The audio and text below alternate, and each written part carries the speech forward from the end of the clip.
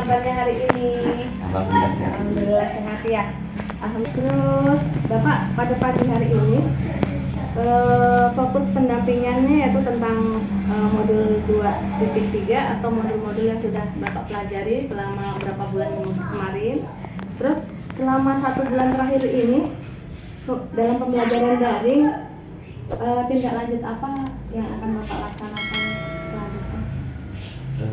Sejak Juli ini kan memang sudah luring, sudah tidak lagi daring.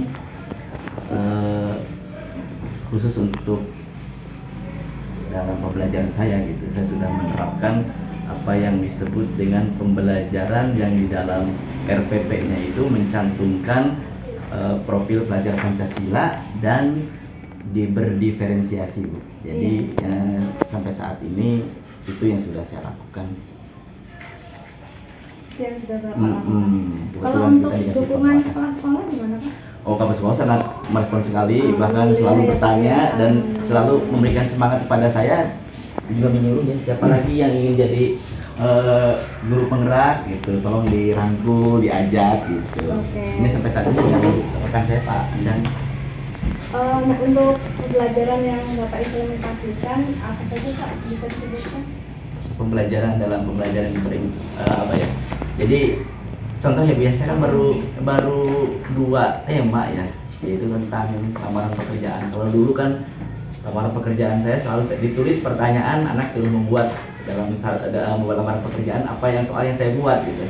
Tapi sejak saya mendapatkan pembelajaran guru penggerak ini yang bermaterikan berdiferensiasi pembelajaran, maka sekarang saya lebih kepada anak atau siswa disuruh untuk mencari sumber lowongan pekerjaan, kemudian anak suruh membuat berdasarkan apa yang mereka dapat. Jadi sesuai dengan minat gitu. Iya betul. Kalau ke pembelajaran ya. Kalau yang lainnya ya seperti yang apa ya, yang sudah saya bekerja sama juga dengan teman-teman. Misalnya ada yang disebut dengan 5S ya.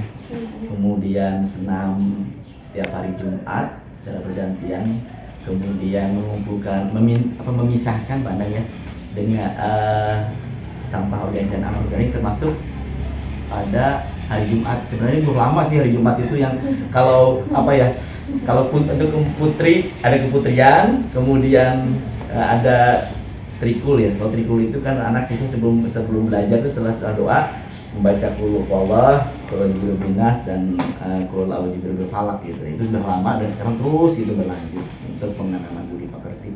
Termasuk sholat duha yang memang selalu ditanam kepada siswa walaupun belum maksimal gitu karena keterbatasan tempat dan juga air wudhu. Nah untuk itu apakah terjadi perubahan pada murid Bapak selama implementasi Merdeka Belajar yang Bapak pelajari di guru penggerak? Untuk di kelas saya ngerasa memang ada perubahan Bu. Jadi anak sekarang lebih semangat gitu. Misalnya kalau dulu kan Pak saya nggak mau Pak jadi yang Bapak tulis kan jadi operator mesin, saya pengennya jadi pramugari Pak gitu ya. Kalau sekarang karena dia nyarinya pramugari gitu. Jadi lebih cocok gitu. Kalau dulu kan saya suka nyeleneh gitu, buatlah taman pekerjaan sebagai office girl atau office boy. Pak, kok office boy udah nurut aja, yang penting saya nurut, nanti yang nilainya kebahasaan gitu. Dulu itu salah. Kalau sekarang kan anak ingin jadi operator mesin, mereka akan cari lamaran kerja operator mesin. Mereka ingin jadi tentara, kemudian lamaran kerja tentara gitu. Kalau sekarang begitu. Oke. Terus tanggapannya mengenai pembelajaran ini dari murid Bapak gimana? Ya bagus sih. Jadi apa ya? Mereka senang dan juga respon baik. Terus bagaimana perasaan Bapak setelah menerapkan modul 1.1 sampai 2.3 ya sekarang ya? Jadi ternyata kalau pembelajaran yang diajarkan oleh Ki Hajar Dewantara dengan yang sekarang ini agak berbeda ya Bapak Ibu. Jadi kalau dulu kan zaman dulu ya, kalau misalnya ada guru suruh siapa yang bisa menjawab pertanyaan Bapak atau Ibu boleh pulang duluan gitu. Kalau dulu memang merasa bahwa itu benar gitu. Tapi kalau menurut Merdeka Belajar itu salah gitu menurut Ki Hajar Dewantara. Kalau misalnya siswa yang tidak bisa menjawab 4 kali 7 gitu, matematikanya rendah, maka selama 1 tahun itulah siswa tidak akan bisa pulang cepat ya, gitu. Ternyata dulu dianggapnya benar, ternyata itu salah. Saya sadar itu gitu ya. Jadi tidak bisa memaksakan bahwa siswa itu harus unggul berdasarkan pelajaran kita saja, karena bisa aja siswa itu unggul di lain pelajaran, sama halnya seperti ikan, tidak akan bisa seumur-umur ikan terbang. Iya. Ya kan? Iya. Karena memang kemampuannya di renang gitu. Iya. Dan sama hanya siswa, kalau siswa itu kemampuannya untuk futsal, selamanya mereka tidak akan mampu untuk belajar kimia gitu. Nah, Iya. kita tinggal mengembangkan. Saya sadar itu. Kalau dulu saya selalu memaksakan kalau anak nggak bisa nulisnya nggak bagus, saya jangan salah. Saya selalu, sekarang mah nggak. Saya selalu menyerahkan mungkin anak kompetensinya bukan itu gitu. Alhamdulillah ya Pak ya. Kalau yang saya rasakan itu kalau sekarang, kalau dulu enggak. Nah, menurut Bapak nih, apa yang sudah baik dari Bapak dan apa yang harus Bapak perbaiki ke depan? Yang harus diperbaiki adalah saya harus bisa, kalau sekarang harus bisa memanajemen waktu tadi. Karena sejak sejak jadi CGP ini banyak waktu saya yang tersita, karena saya tahun lalu misalnya harus membantu kepala sekolah di bidang pendidikan. Saya sudah wanti-wanti dari Pak Bang, saya minta supaya tahun ini saya tidak dan dikabulkan. Kemudian kalau tahun lalu saya ngajar dari pagi sampai pukul 4, kalau sekarang saya Sofian, saya minta maaf nih kalau bisa sampai jam 1, karena saya pasti setelah jam 1 yang ibu tahu juga ya, harus gigil, harus zoom segala macam. Hari ini juga sama nih, hari ini juga sama zoom ya, jam 1 sampai jam 4 gitu dengan instruktur dari itu. Nah, seperti saya kurang mampu manajemen waktu aja saya. Kalau yang sudah baik Pak, dari sisi Bapak? Kalau sudah baik, saya sudah agak bisa mengendalikan emosional saya di kelas untuk memaksakan kehendak saya dalam belajar. Jadi anak kalau dulu wajib Anda harus ngumpulin tugas hari ini, Anda harus bisa ya bisa.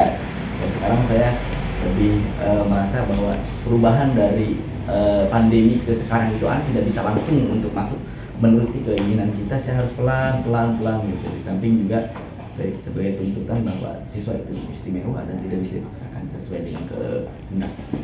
Oke, berarti Bapak sekarang sudah pengembangan diri sudah mulai lah, sudah tampak menurut Bapak ya, yang sudah baik dari segi emosi ataupun segi pengalaman juga. Nah, untuk berarti tinggal ke pengembangan orang lain, sudahkah ada komunitas praktisi yang disiapkan oleh Bapak?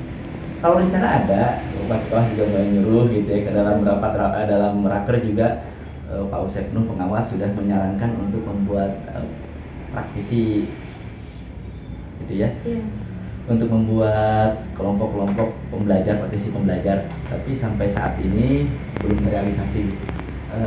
Alasannya karena memang intensitas belajar kita sangat padat, sehingga untuk ada pertemuan membuat seperti itu kita butuh waktu.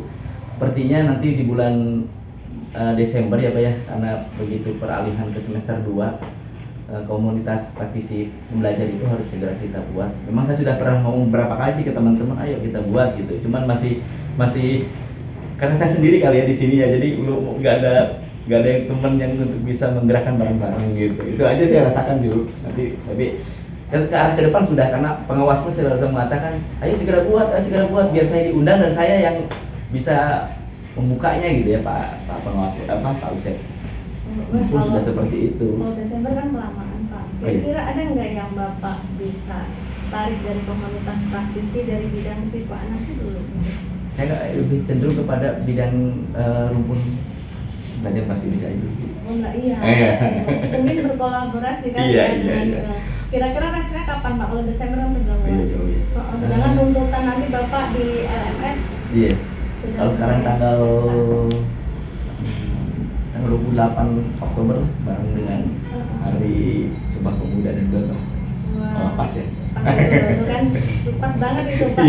Kira-kira berapa persen tuh tingkat tercapaiannya? Rentang 1 sampai 10, saya targetkan 7 aja udah bagus. Alhamdulillah ya Pak ya. Berarti saya tunggu ini nanti bersama fasilitator untuk komunitas praktisi yang sederhana saja ya. Iya. Seperti itu.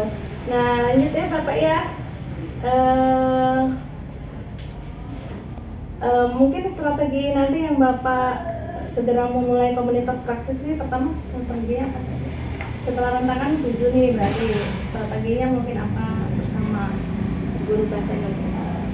Strategi saya kalau membuka teman-teman yang guru bahasa Indonesia yang mengajar kelas 10 dan kelas 11 juga nanti saya berkonsultasi dengan kurikulum. Kurikulum juga bahasa Indonesia juga ya, jadi saya nanti akan berkonsultasi, baru setelah itu membuat program dan kita akan kumpul bareng.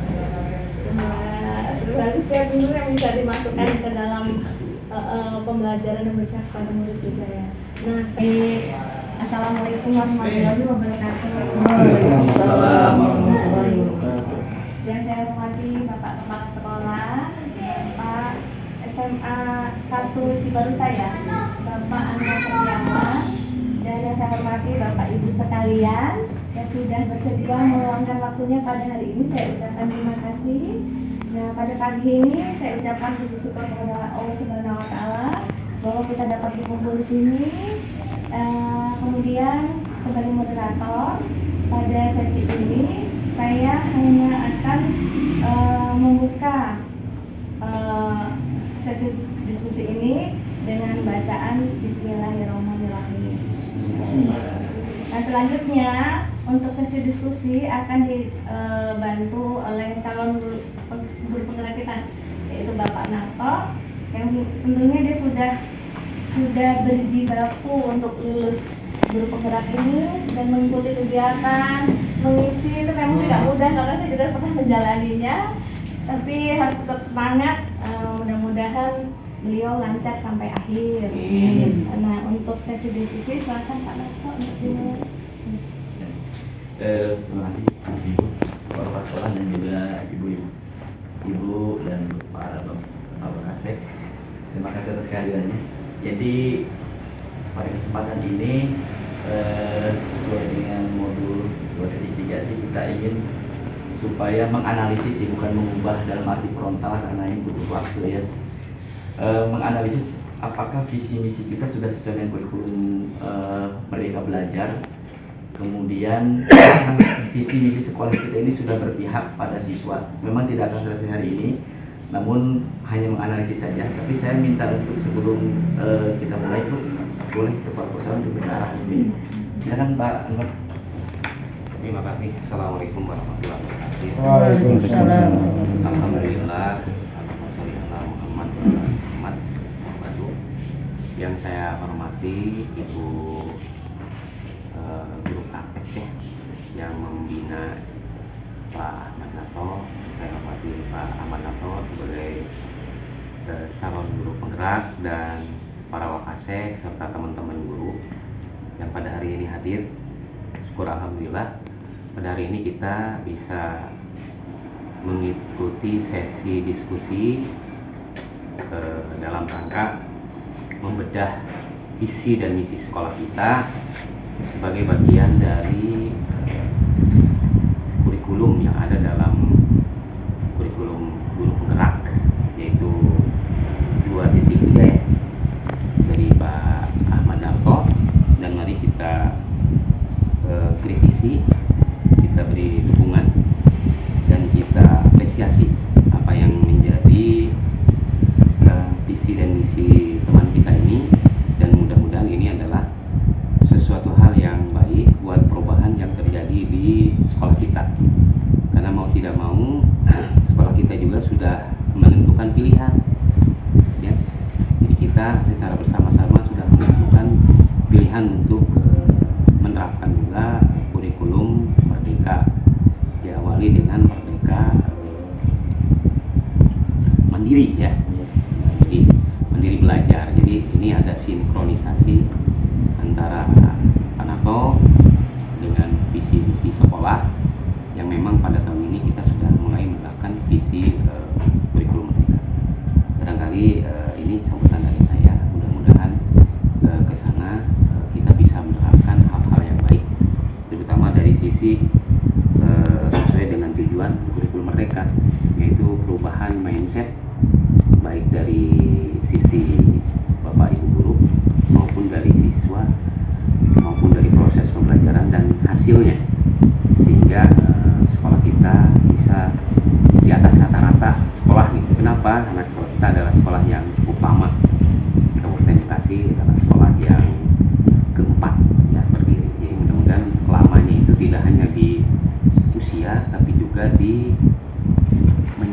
menjadi tolok ukur perubahan dalam kemajuan di Kabupaten Gresik. Kali demikian kami persilahkan Pak kepada Ibu dan Pak Narto untuk melanjutkan sesi berikut. Terima kasih. Assalamualaikum warahmatullahi wabarakatuh. Waalaikumsalam warahmatullahi wabarakatuh. Terima kasih Bapak Kepala Sekolah. Jadi Bapak Ibu guru teman-teman Wakasek, memang visi dan misi sekolah kita ini terdiri dari visi, misi, dan kebijakan mutu. Ini dibuat, kalau Bapak Ibu guru ingat, ini ketika kita di Lembang ya, kalau tidak salah di Jayagiri ya, betul ya. Kemudian 2015 waktu itu kepala sekolah masih Bapak Dr. Saim Maman, terciptalah visi misi ini. Dan memang ketika itu belum ada yang disebut dengan kurikulum seperti sekarang Merdeka Belajar, sehingga yang muncul ketika itu adalah visinya sekolah yang berlandaskan iman dan takwa, berkarakter kebangsaan, menguasai ilmu pengetahuan dan teknologi atau iptek, dan berwawasan internasional. Arahnya ketika kita sekolah ini, visi misi ini ada karena melihat sekolah lain itu sudah mengarah ke wawasan global. Kemudian seiring dengan waktu itu sekolah kita ada yang disebut dengan sekolah bilingual, maka muncullah menguasai pengetahuan dan teknologi dan berwawasan internasional. Nah, namun ketika kurikulum Merdeka ini muncul, ada yang disebut dengan profil pelajar Pancasila gitu ya. Yang 6 itu salah satunya adalah berwawasan global, berkebinekaan gitu kan. Nah, ketika saya analisis gitu, semalam juga ini akhirnya saya mencari file dari visi dan misi ini. Kebetulan ada di saya, mungkin Pak Pur juga, Pak Sofian ada ya visi dan misi ini. Kemudian di laptop saya juga ada. Dapatlah saya dapat seperti ini yang ada ditempel di lab komputer dan di depan ruang guru yang seperti ini. Nah, kenapa kita harus menganalisis lagi? Karena yang disebut dengan beriman dan bertakwa, kemudian berkarakter kebangsaan, berwawasan internasional, itu sudah ada dalam profil pelajar Pancasila yang 6. Ini kan tiga-tiganya ya, berlandaskan iman dan takwa, kemudian berkarakter kebangsaan, dan berwawasan internasional. Itu ada yang disebut dengan di dalam profil pelajar Pancasila itu adalah beriman dan bertakwa, kemudian berkebinekaan, dan berwawasan global gitu. Nah, ini sudah masuk gitu sebenarnya, jadi tidak usah diulang-ulang. Maka ketika saya ingin menganalisis, coba kita gabungkan kata-kata yang berkarakter kebangsaan, menguasai iptek dan teknologi dan berwawasan internasional itu ke dalam satu kata yang disebut dengan satu kalimat, yaitu profil pelajar Pancasila. Jadi memang sih tidak mungkin sekarang ya, tapi nanti ke depan sepertinya kita harus berarah kepada visinya itu. Nanti kalimatnya kita bareng-bareng ya Bapak Sofian ya, dengan teman-teman saat raker lah, tidak mungkin bisa sekarang karena ini butuh tim yang banyak juga dan diplenokan serta di SK-kan gitu bersama juga dengan komite pengurus komite. Saya ingin ke depannya ada cukup saja kita cerdas dan berkarakter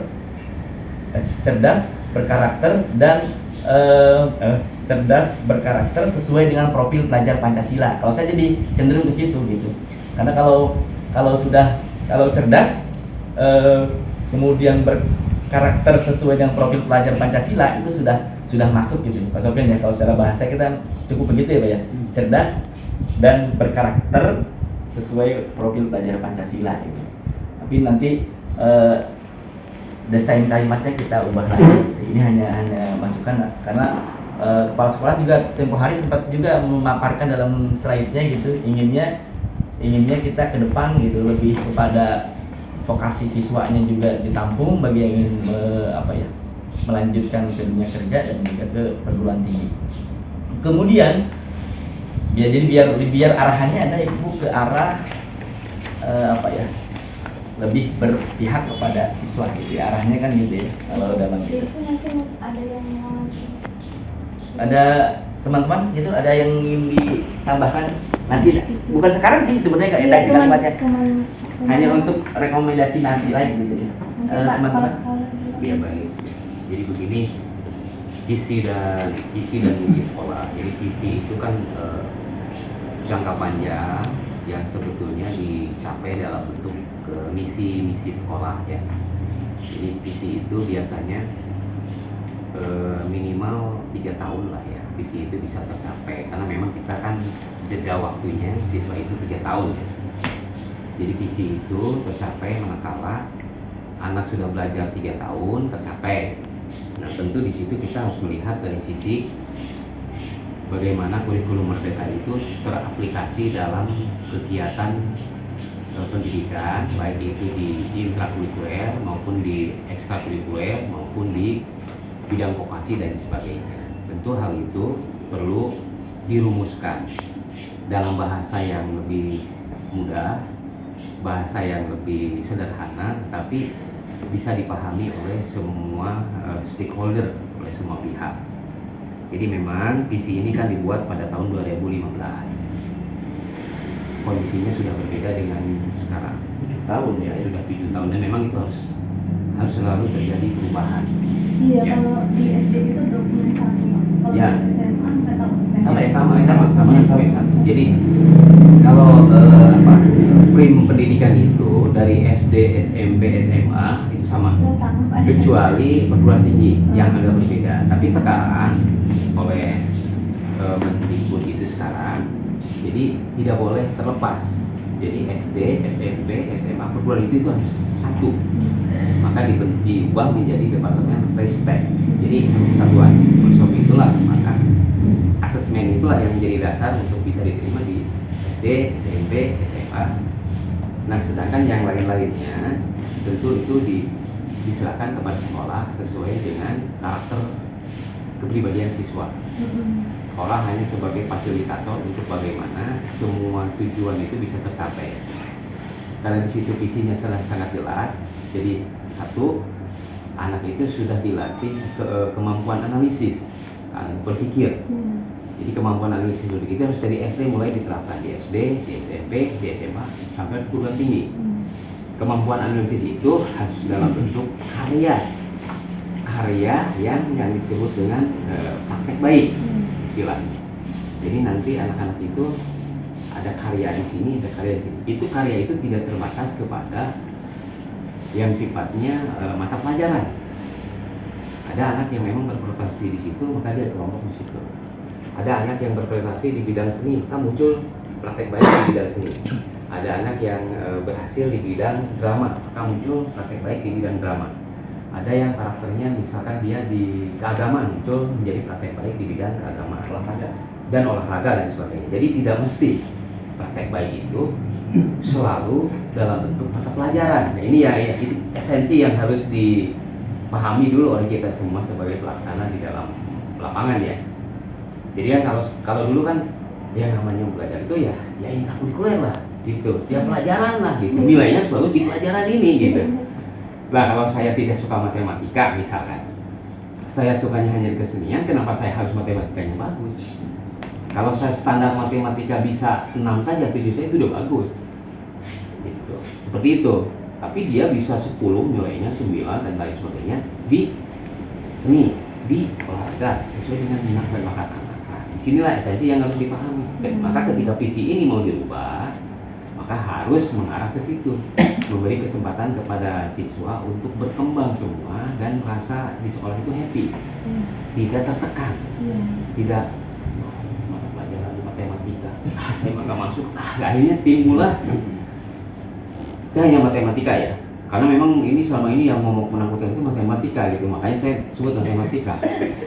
Tapi sebetulnya kan orang matematika tidak begitu juga gitu, ya. Saya sendiri adalah orang IPS, tapi nilai matematika dulu selalu di atas 9. Kenapa bisa begitu? Karena saya senang terhadap gurunya, senang terhadap cara mengajarnya. Kemudian saya tanya itu selalu dijawab dengan praktis gitu, aplikatif. Bu, kalau itu sebetulnya teori ini teh di prakteknya keseharian apa misalkan gitu. Oh harus begini, senang. Terjawab sudah pertanyaan saya itu. Akhirnya senang tuh. Nah seperti itulah barangkali ya. Jadi memang harus ada beberapa perubahan-perubahan yang dilakukan. Jadi tidak menonton tadi. Kalau ada mengatakan nanti kalau setelah pelaksanaan kurikulum merdeka, guru yang biasanya ngasih catatan balik lagi cuma ngasih catatan. Guru yang senangnya diskusi terus saja diskusi, tidak ada variasi yang lain. Gitu. Nah itu yang mungkin yang harus kita sharingkan, kita ubah gitu. Paradigma itu harus diubah. Siswa itu senangnya belajar seperti apa? Maka guru harus menerapkan berbagai tata cara mengajar yang dimana semua anak itu terlayani dengan baik. Memang pekerjaan agak berat gitu, tapi mudah-mudahan kalau sudah terbiasa menjadi bisa. Nah, gitu. Makanya visi di sini boleh, misalkan yang iman, takwa, kebangsaan, teknologi itu sudah masuk menjadi mencerdaskan gitu. Sekolah yang mencerdaskan itu bisa. Kemudian di situ mengangkat budaya lokal. Nah, budaya lokal itu kan tidak selalu jelek. Dan kawasan lokal gitu ya, dan lain sebagainya. Itu perlu kolaborasi dan musyawarah, karena memang visi ini tidak bisa hanya oleh kepala sekolah, tapi juga oleh guru, oleh siswa juga harus dilibatkan, dari komite juga harus dilibatkan, baru terbentuk visi. Ya, jadi kalau hanya untuk pembelajaran saja sebagai sebuah diskusi dengan berbagai alasan yang logis, nggak apa-apa. Dan nggak mungkin dari saya seperti itu ya. Terima kasih. Diskusi santai aja Bapak Ibu, jangan tajam. Dari yang lain silakan. Ini saya dulu ya. Assalamualaikum warahmatullahi wabarakatuh. Terima kasih semua atas kesempatan waktunya. Baik, berkaitan dengan visi SMA Negeri 1 Cibarusah yang tadi sudah dijelaskan atau sudah disampaikan beberapa hal yang sekiranya visi ini bisa diperbaiki atau bisa dievaluasi kembali untuk membuat visi yang baru atau visi yang pembaruan. Berkaitan dengan visi, bahwa saya mengartikannya visi ini adalah sebuah cita-cita ya, yang harus dicapai ya, bukan cita-cita yang tergantung di langit dan kita tidak bisa mencapainya. Ini harus terukur ya, harus bisa dicapai bukan oleh siswa saja tapi oleh seluruh unsur di sekolah tersebut, baik itu gurunya ataupun komite ataupun seluruh stakeholder yang ada di sekolah yang berkaitan dengan sekolah tersebut. Mesti melihat bahwa visi ini sebagai sesuatu yang harus tercapai. Mungkin tadi waktunya bisa 3 tahun atau mungkin bisa 10 tahun barangkali ya, jika visi ini ada kemungkinan sangat tinggi gitu. Jadi intinya bahwa visi ini kita harus membuatnya sebagai sesuatu yang bisa tercapai dan terukur. Yang kedua, sesuai dengan tadi bahwa sekarang eranya kurikulum merdeka dan merdeka siswa belajar, maka visi ini harus berorientasi dan berpusat kepada siswa, sehingga memang benar di sini visi yang sudah kita susun sebelumnya ini adalah sekolah yang berlandaskan, sehingga siswanya di mana. Jadi ini kehilangan siswa di sini jelas gitu ya, sehingga kita harus membuat bahwa redaksi ataupun kata-kata yang terdapat dalam visi ini adalah siswanya harus bagaimana gitu. Nah, bagus nih Pak, ini berarti masih majemuk ya visinya, sedang visi itu nggak boleh majemuk ya? Betul ya. Tadi kan sudah disampaikan oleh Pak Narto ada kata cerdas dan berkarakter gitu ya. Nah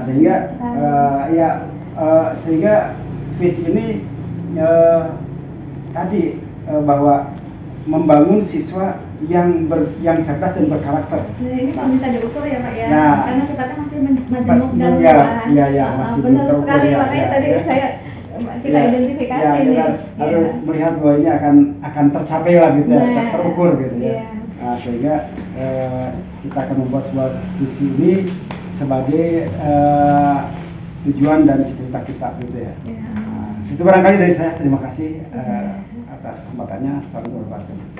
Waalaikumsalam. Pandang atau Pak Pur?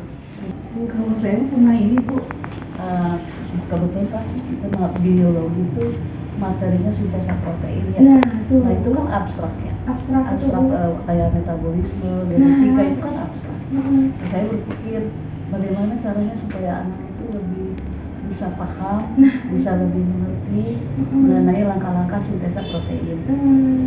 Tadi karena mendengar kata-kata dari Bapak Kesek, Pak Nato sama Pak Sofian, di antaranya anak itu kan ada berkemampuan di bidang seni, kemudian olahraga. Nah, saya menemukan dari referensi dari YouTube, dari teman saya juga ya, ada namanya model pembelajaran role playing.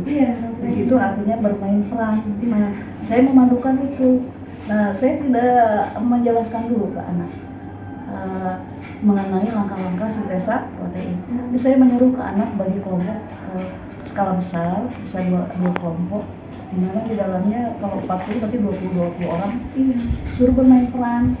Bermain peran di situ ada yang jadi inti sel, ada yang menjadi kodon, anti kodon, sen anti sen.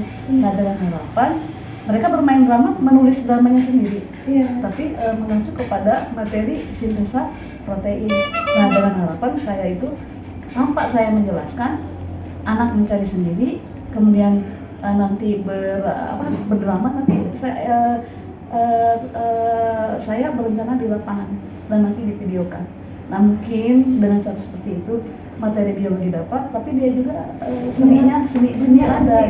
Apakah mungkin bisa seperti itu? Iya Bu, benar sekali Bu. Apalagi kalau Ibu dokumentasikan di YouTube kan, saya minta di YouTube kan. Terus saya bilang kalau kamu publish, tapi kalau tidak pede, di itu aja kita. Jadi nanti anak harus pede Bu sekarang mah. dipublish aja. Walaupun orang menilai itu jelek nggak masalah. Ini sebetulnya saya udah lakukan sebelum pandemi. Nah, kan pandemi ini ya. Nah, sekarang saya lakukan lagi gitu ya, yang role playing akan saya lakukan itu mereka itu sedang membuat naskahnya dulu. Tapi kalau saya lihat antusias. Iya, apalagi tuh kalau Ibu sering banget nih bikin konten ataupun konten apa, anak itu nggak kaku lagi nanti Bu. Kalau saya jarang sih bikin konten. Kalau yang lebih praktis saya kira di kolaborasi ya. Ibu misalkan di Pak Sofian itu ada penilaian drama, ya kan? Nah, kemudian seninya ada gitu. Ini 3 guru seni, bahasa Indonesia dan biologi menampilkan drama tentang proses pembuatan sintesa proses dalam bentuk drama kolosal. Tiga-tiganya memberikan penilaian yang bagus terhadap itu menjadi tercapai tujuan dari mereka belajar gitu. Anak juga satu kali pukul saya menghasilkan karya yang dinilai oleh semua dan diapresiasi, dan itu tidak boleh direndahkan, artinya harus diapresiasi dengan ini loh karya mereka. Itu mungkin di proyek ya biar. Iya, itu. Project Bu, kalau bisa Ibu, kalau bisa jadi PTK Ibu sekalian. Bisa dimasuk untuk kenaikan bakat itu. Pak Sofian bisa naik bakat, Ibu bisa, guru seni bisa. Dan cuma saya kan ilmunya belum ini Bu ya, baru sedikit-sedikit saya pahami gitu, jadi ya masih sederhana gitu ya saya lakukan. Iya, pokoknya upgrade terus Bu. Saya udah sama Bu. Terima IT ya kita ya. Ya, tapi saya modelnya ke anak misalnya kayak bikin kodon, kan ada kodon itu ada fliplet bahasa hidrogen bisa dia AUG. Jadi saya bikin pakai karton dengan warna-warni gitu. Biar anaknya begini berjejer. Jadi deh kalau udah selesai saya kirimkan contoh ke anak. Mungkin buat contoh buat ibu. Iya, nanti kalau bisa kalau memang ada ini pas panen raya Pak. Yang dari guru-guru lain juga Ya, panen rayanya Pak. Kita harus ada penggerak panen raya. Panen raya. Kita semester hasil kolaborasi Pak. semester 1 sekarang harus ada nggak Bu? Atau nanti semester 2 untuk kurikulum Panen raya kita kan masih KTSP. Ini masih kurikulum 2013. 2013 ya. Kurikulum di belajar, mandiri belajar. Kurikulumnya masih, cuman sudah mulai mengaplikasikan beberapa bagian dari kurikulum Merdeka Belajar, di antaranya tadi kolaborasi misalkan, terus proyek itu SOP Merdeka Belajar itu nggak harus sudah kurikulum Merdeka Belajar sih Pak. Oh gitu ya. Jadi boleh secara hukum dibenarkan tidak dibenarkan. tidaknya. Jadi nanti modul aja tetap, kalau Ibu mau buat sama kayak Merdeka Belajar boleh, tinggal ambil aja KD esensialnya. Iya, esensialnya kita ambil esensialnya aja dari. Terus dimasukkan ke modul aja. Itu udah sama persis, tinggal tambah daftar pustaka sama glosari. Nah, itu berarti kan Terus ada projectnya. lebih fleksibel berarti ya. Iya, Sebetulnya nggak kaku gitu lah Nggak kaku. penerapan kurikulum merdeka itu ya. Nggak kaku, bahkan gini di kurikulum merdeka itu yang membedakan referensi dan project profil pelajar Pancasila. Itu aja sih Bu. Iya. Jadi RPP-nya Ibu tinggal dirubah bentuk model aja. Kalau saya katanya masih yang sederhana, Bu. Mm. Cuman kemarin sudah belajar membuat proyek hidroponik, collab sama PBK. Jadi anak-anak udah bisa sih, alhamdulillah udah panen dan kemarin udah ada yang masak. Kalau teman Ya. Yang saya rasakan Kebetulan juga sedih. begitu Bu. Jadi kan kalau kita kan masih mandiri belajar, tapi katanya harus belajar apa? Menerapkan RPP berdiferensiasi. Tapi yang saya rasakan sulit membuat RPP berdiferensiasi. Mungkin yang bisa kita lakukan tadi kata Pak Nato, hasil akhirnya yang berdiferensiasi Atau pada proses. waktu diskusi kita memberikan materi yang berdiferensiasi yang berbeda-beda pada setiap kelompok dan pada akhirnya nanti jadi produknya yang berbeda-beda tergantung kepada keinginan anak dan kemampuan anak mungkin beda. Iya, bisa Bu seperti itu. Jadi memang kadang guru kan ada kelemahan di bidang teknologi. Iya, itu yang jadi masalah. Usahakan itu tampak. Iya. Gitu aja. Usahakan itu tampak. Nanti mungkin bisa memacu Ibu buat daftar guru penggerak. Kekurangan IT itu sebetulnya sudah diperintahkan kepada kurikulum oleh Pak Sapari, mestinya dilaksanakan nih. Jadi Bapak Ibu guru yang tidak mampu di bidang IT diberikan pembelajaran oleh guru IT gitu. Siswa juga sama. Jadi sebetulnya sekolah yang sudah saya dulu dipegang oleh saya, jadi dibentuk tim IT dan tim IT itu membimbing guru atau siswa yang tidak mampu menggunakan teknologi IT itu untuk supaya mereka startnya seimbang gitu, tidak jomplang gitu. Ada guru yang boro-boro dia pakai IT segala macam, pegang laptop aja nggak tahu gitu, menggunakan ini aja dia nggak tahu dan lain sebagainya lah. Rumus bergerak aja panik tuh. Ya, gitu. Nah itu yang harus di. Kemarin siswa itu kayak gitu pas PTS. Iya. Ya, seperti itu. Iya benar Pak. Benar Jadi banget. ada teknologi yang harus keterampilan itu yang harus disamakan dulu dah gitu. Iya. Oke, cukup sekian ya diskusi Iya, kami. terima kasih. Baik Bapak Ibu sekalian, sebagai moderator diskusi ini akan kita tutup. Sebelumnya kurang lebihnya saya mohon maaf kalau ada salah-salah kata. Sama-sama. Kita tutup dengan bacaan Alhamdulillah. Baik, terima kasih. Wassalamualaikum warahmatullahi wabarakatuh. Waalaikumsalam. Baik, Bapak Nato, alhamdulillah ya kita sudah sampai pada sesi terakhir nih ya. Bapak, kita refleksi dulu ya, apa hal yang menarik yang Bapak temui pada pendampingan kali ini? Hal menarik adalah saya dapat semangat baru untuk membuat visi misi sekolah lebih baik dan juga dapat masukan dari Ibu pengajar untuk membuat visi misi ini ke arah yang sempurna. Nah, yang kita miliki memang belum sempurna karena masih harus disempurnakan lagi karena sudah 7 tahun berlalu memang harus ada perubahan. Oke, untuk pendampingan ini apa yang sudah baik dan apa yang harus saya perbaiki? Yang sudah baiknya adalah bahwa persiapan yang sudah saya sudah saya lakukan mulai dari angket ke siswa, ke kepala sekolah, ke teman sejawat yang sudah saya sempurnakan dan juga LMS yang sudah diperoleh dari saya dari modul 1 sampai 2-3 ini sudah bisa diaplikasikan dalam pembelajaran dan juga dalam visi misi sekolah ke depan. Oke, terima kasih ya Bapak ya untuk hari ini dan persediaannya untuk Bapak-Bapak juga, Ibu Guru juga untuk pendampingan hari ini. Bapak untuk kuesioner ini nanti Bapak input di LMS. Nah sebenarnya ini pengaruhnya sampai menjelang lokakarya 3. Jadi masih ada range waktu ya untuk pelaksanaan pengerjaannya seperti ini. Kalau untuk manualnya boleh ke saya. Nah terus semangat, jangan lupa manajemen waktu.